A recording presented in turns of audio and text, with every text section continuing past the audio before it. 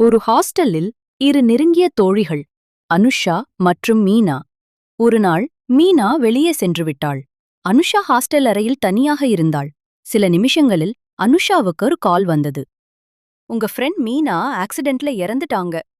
Sorry. Anusha அதைக் கேட்டவுடன் உள்ளே தாங்க முடியாத ஷாக்கில் நின்றாள். கண்களில் நீர். அதே நேரம் அவள் அறை கதவை யாரோ தட்டினர். அவள் கதவை திறந்தபோது மீனா நின்று கொண்டிருந்தாள். அனு, என்னம்மா அதிர்ச்சியா இருக்க? 4 நிமிஷம்தான் வெளிய போனேன்.